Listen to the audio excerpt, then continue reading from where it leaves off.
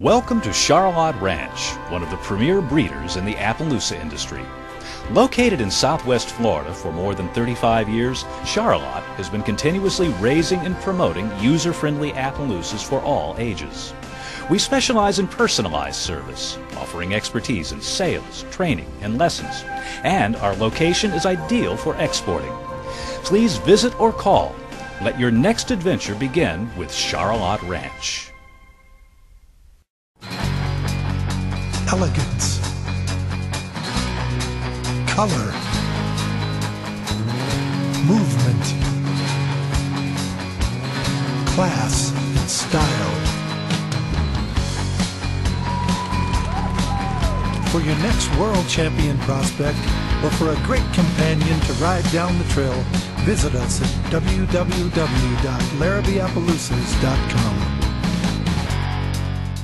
Welcome back to the 2003 World Championship Appaloosa Horse Show. This episode of the Appaloosa Horse is sponsored in part by Southern Winds Ranch, home of performance champions, and Thousand Oaks Performance Appaloosas.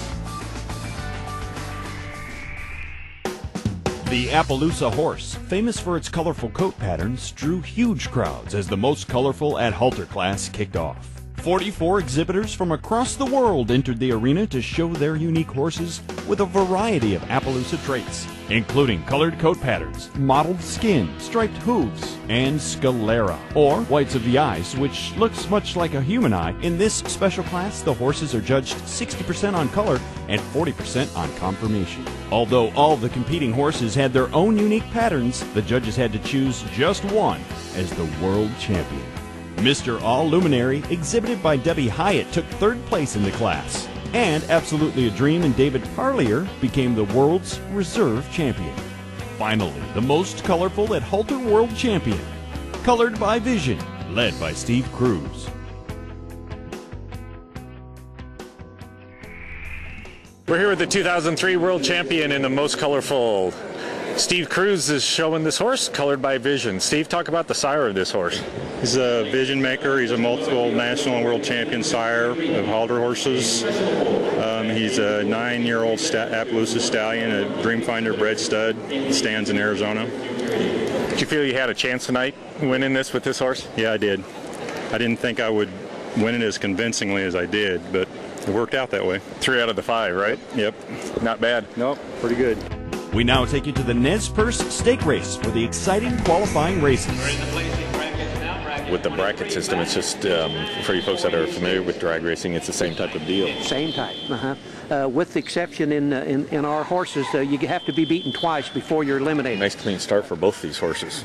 Yeah, the horse on our side of the arena is the Pennsylvania horse, and the gal on the other side is Indiana, and she's going to finish up in 9th. So when you're in the position that Cherry is on the far side of the arena, you breathe pretty easy. When when your opponent knocks over a pole, you get, hey, I've got it made. But I've seen situations where she slows up, boom, she'll get a pole. She went through good. Now, if both of them knock down a pole in the horse against horse, they get a rerun. Have a rerun. Well, the first horse in the arena is the Cherry Drifter horse. It comes in from Missouri, and Ken, he's been riding that horse a long time. The horse on the far side of the arena comes from Missouri. These two horses have run against each other throughout the year. People not familiar with poles, we might mention that they are 21 feet apart. There are 6 of them, and the starting line is 21 feet from the first pole.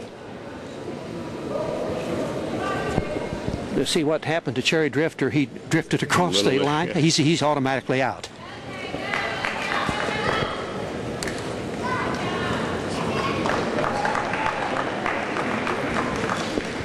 His next run will be for the horses ending up 5th and 6th. 5th and 6th.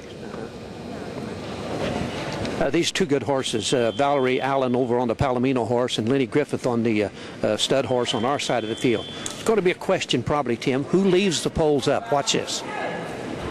They're both good. Well, the stud horse got out good.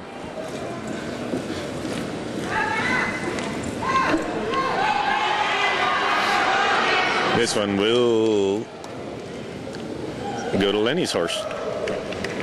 See, that was close. You know, it's really close. Well, we're down now to third and fourth. That's one of the ultimate. First thing is, in the 16-horse brackets, you want to get into the 8, then you want to get down to the final 4. That's where it really counts. You can't get to the top unless you get into the final 4. You've got two cowgirls here. The one on the far side in the red shirt is from Kentucky. The one on our side is from Virginia.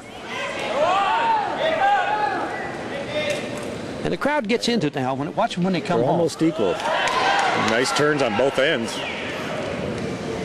A little more speed on our side. You betcha. That was a difference in that race right there, Tim. You picked up on that real quick. That horse came home high. I always say this, they shift into another gear. This is what you come for. The Missouri horse comes in first. This horse, you might notice, has no tie down, doesn't run against it. Lori Peterson on this side of the thing uses a tie down. She has the older horse of the two. I think Lori's horse, Spotted T, is 23 years old. This is going to be good. A really good start.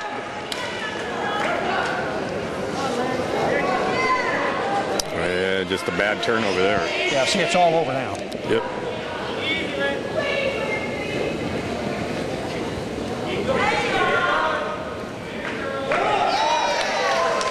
So 23-year-old horse is going to be the world champ.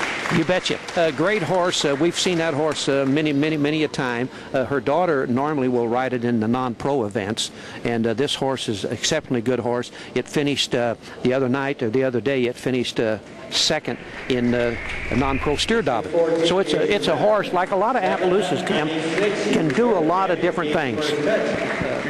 Running horse against horse, it's really strong in the Midwest, up in the East, and places like that. A lot of other places say their arena's not big enough to run horse against horse, so they'll run on time.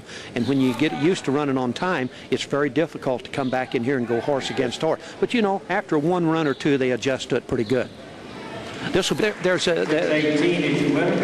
3 or 4 things that are really keys in running horse against horse at the post. First of all, you want to hit the timing light just right, not too soon. You go over. That's one element. Second element is you must come down and make a real good in pole. If you don't, you're going to fall behind. Then the second thing is, or third thing, you've got to be able to go through and leave them standing up. It's not easy. It looks easy up here where you and I are sitting. And once you go through and back through, then if you're close, you better make a good in pole to come home. And then there's always one little element that nobody talks about, and that's luck. Luck makes the program. From Fort Worth, Texas, in the Will Rogers Memorial Coliseum, I'm Tim Topp. Thanks for watching. That wraps up this edition of the Appaloosa Horse. Join us next month for more exciting action from the 2003 World Championship Appaloosa Horse Show, including a special look at the hunters and jumpers.